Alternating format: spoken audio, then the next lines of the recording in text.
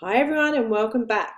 Today I'm going to show you an example of another post which does pretty well is Sherry Barber. So I'm going to go to her page. Now I know this might not be your niche, but you can still adapt it to your niche.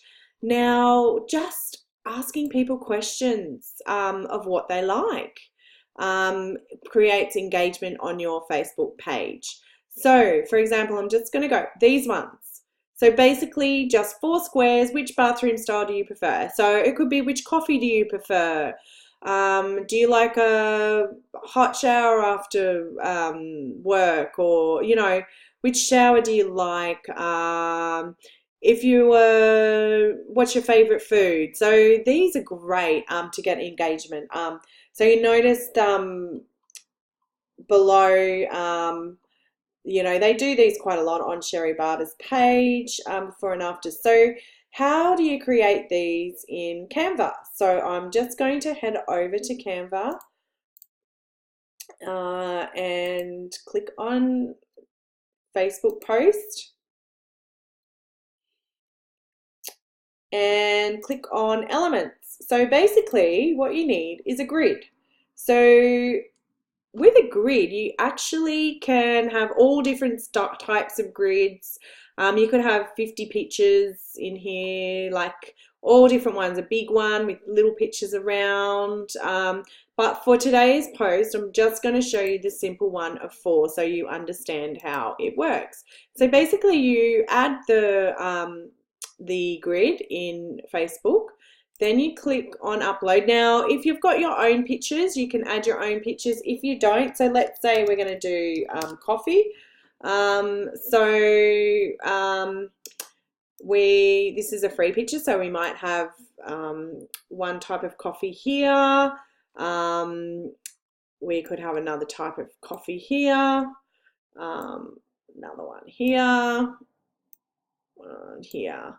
I don't know, you could create all different ones, and then basically all you should do is I like to do A's. You could do 1s, 2s, like you can change the color here, make it whatever color you want. So you could have A, and then you could do B, and then you do C,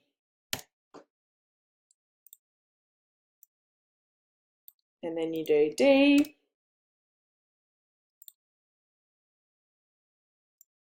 For example, just make sure that they're all lined up, then add your logo on here.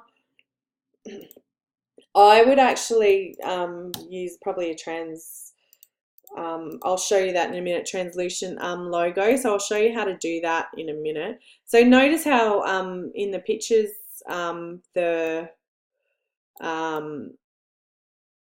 when you put your logo, so you've just got to play around with it and maybe put it in the middle. You can move this down. So you can click on each image as well and move it over and click. Say you want this one moved over to the middle. Sorry. And then you can move this one over as well. So there's an example of how to create the 4 quadrants in Facebook. Now, as I said, you can also create this type. So I'm just going to go to a new Facebook post. Also remember with Facebook, it's good not to have like loads and loads of text on your page. So there's all sorts of different elements you can use here. So you can add all different pictures. You just have to make sure that the pictures fit properly. So you have to play around with these ones. So let's go to photos here, the free ones. Just type in, I don't know, bed or something.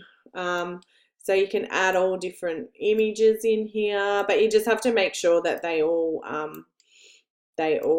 fit properly. So you have to play around with them. So you can have more than 4 images. It's up to you. you can just play around with them. And then obviously you can use text as well. So notice here, adding text. Oh, it's not that great. Like you can't really see the text. It's not really popping. So what you do is actually add a shape. You're probably thinking, what? So you add the shape and then you send that back. Then you can add the shape like this, add it like this, and you're probably thinking, oh, that doesn't look that good. But then what you do is you actually can change the transparency of the shape. So maybe make it white. So you can make it actually pop by just putting a shape around it. So you can use any of these shapes here.